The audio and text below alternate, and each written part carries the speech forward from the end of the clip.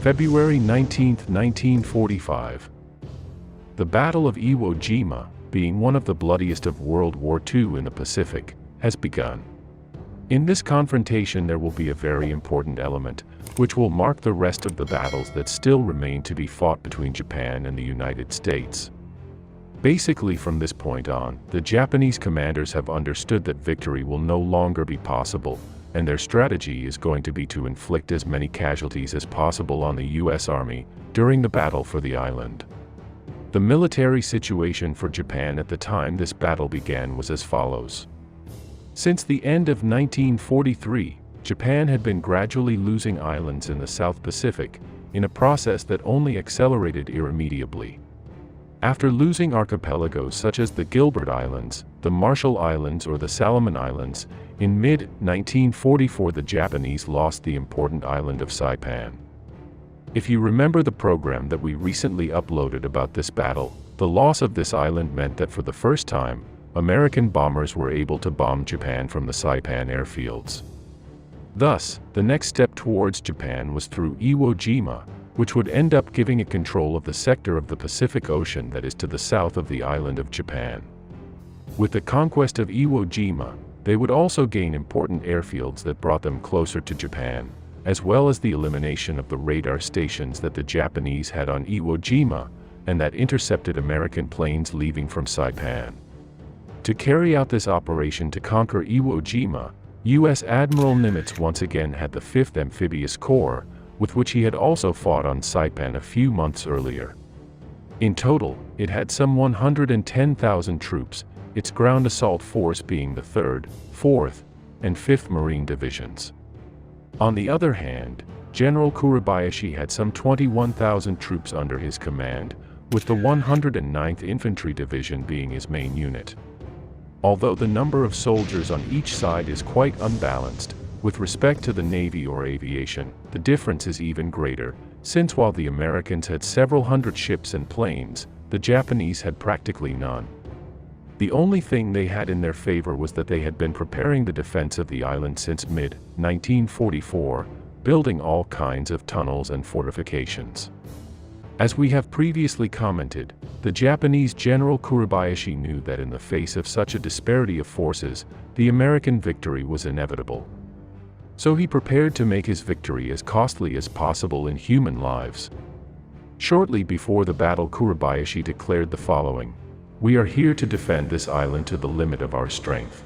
If our positions are overrun, we will take bombs and grenades, and throw ourselves under the tanks to destroy our enemy. Long live the Emperor." Well, once the context has been seen, let's go to the development of the battle. General Harry Schmidt, commander of the Navy Landing Force, called for a heavy bombardment of the island during the 10 days before the amphibious assault, which was scheduled to take place in mid-February. However, this was rejected and finally the bombardment began only 3 days before the landing. Later, when the battle ended, this was the subject of intense debate because the Japanese defenses were in good condition when the Marines reached the beach, so this short bombardment time was considered a serious mistake. It was February 19th when the Marines of the 3rd, 4th, and 5th Divisions landed southwest of Iwo Jima. They did so along a beach about 2 miles wide, with the 5th Marine Division positioning itself on the left flank, the 4th in the center, and the 3rd on the right. The objective of each of them was the following. In the first place, the 5th Division had to enter Iwo Jima through its narrowest place and section the island as soon as possible. Later a part of it would take Mount Suribachi, while the rest of the division would advance along the north coast of the island.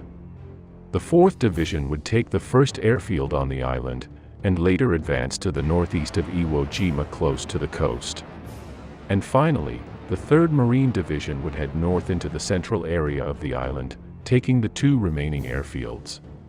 The first wave on the beach of Iwo Jima landed on February 19th at 9 in the morning. In accordance with Kuribayashi's plan, the Japanese did not open fire until the American soldiers had entered the island. Thus, some Marines thought that the naval artillery and aviation fire had already finished the job. Continuing with the operation, and in the face of the disbelief of the U.S. commanders, the disembarkation of troops and material continued as quickly as possible. It was at around 10 a.m. when Kuribayashi gave the order to open fire, and all hell broke loose on Iwo Jima. From that moment and for several hours, there was a real bloodbath on the American side. Deprived of their naval artillery support, due to being hand-to-hand with the Japanese, the Marines had to fight their way through themselves, and using their explosive charges and flamethrowers they were able to begin to overcome that first Japanese defensive line at 11:30 in the morning. Despite the trap that the Japanese had prepared for them, at the end of that day, the island could be sectioned in two at its narrowest end, and half of the first airfield already fell into American hands. The worst part of all was taken by the men who landed on the right flank of the beach, specifically the 3rd Battalion of the 25th Infantry Regiment that belonged to the 4th Marine Division. And it is that to give us an idea, at the end of that first day, of the 900 men that said battalion had landed on Iwo Jima, 750 had lost their lives. One of the American commanders said, "I don't know who he is, but the Japanese general leading this defense is a smart bastard." Once night fell, the Marines expected the usual Japanese Banzai charge, and they prepared for it. This had been the standard Japanese strategy in previous battles against enemy ground forces in the Pacific, as they did during the Battle of Saipan, or on any other island before it. In those attacks, for which the Marines were prepared, most of the Japanese attackers had been killed and the Japanese force had been greatly reduced. However, General Kuribayashi had strictly prohibited these Banzai attacks by Japanese foot soldiers, as he considered them useless. His intention from now on would be to resist in each defensive line that he had prepared, and for this he needed the greatest number of Japanese soldiers in each of them. After 5 days of combat, in which the Marines attacked with great caution, and had to gradually neutralize each Japanese defensive position, the situation was as follows. Mount Suribachi fell on February 23, generating one of the most famous photographs of World War II, which would later be imitated by the Soviets when they captured Berlin. On the other hand, already inside Iwo Jima, the first airfield and part of the second had also fallen into American hands, and the Japanese resisted in a wide defensive line, which crossed the entire island from north to south. It was here when the hardest fighting of the entire battle took place, in which the Americans had more than 12,000 casualties between dead and wounded, in their attempt to overcome the second defensive line inside Iwo Jima. In any case, by the end of that month of February, the Americans had more than 70,000 troops on the island, while those of their Japanese enemy did not stop falling, not exceeding 12,000 soldiers on these dates. In their favor, they had good defensive positions on rocky terrain, which gave them quite an advantage in subsequent combat.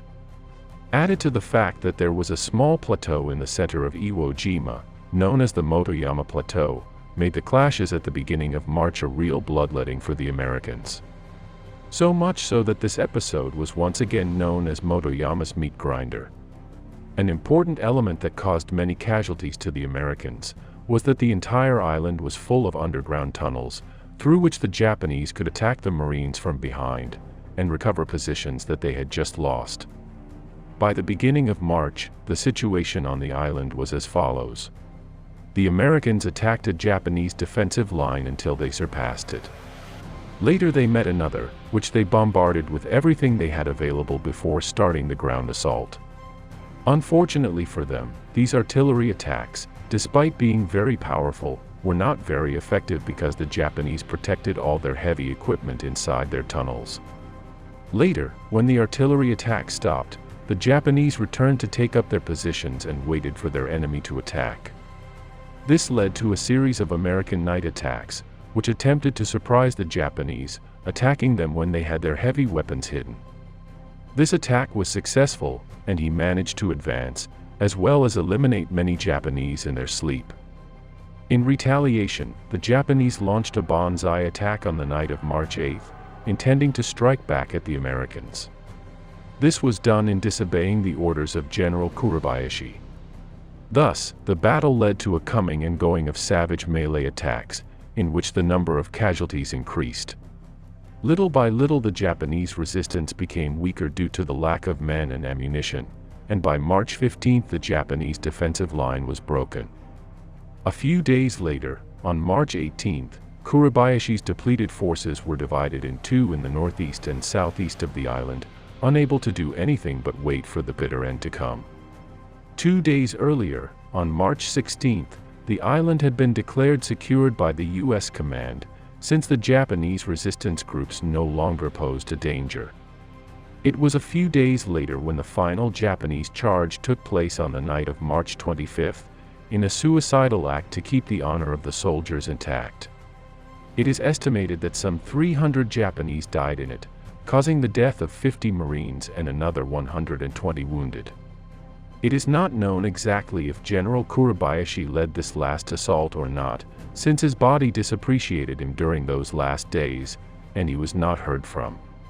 As a curious fact, we have to indicate that 2 Japanese soldiers were hiding on the island until 1949, when they finally surrendered. The final result of these 36 days of combat was terrifying for the Americans because for the first time, they had more casualties than their Japanese enemy with a total of 26,000, of which almost 7,000 were deaths. The Japanese for their part had almost 100% casualties, having just over 18,000. This victory at Iwo Jima gave the Americans a greater facility to bomb Japan, and to begin their assault on the archipelago of islands in which Okinawa is located, which was later to be followed by the invasion of Japan itself. And so far this today's program, which I hope you have found interesting. We recently uploaded some programs analyzing the other fiercest battles in the Pacific, these being Saipan and Okinawa, which I leave in the description so that you can complete the entire campaign.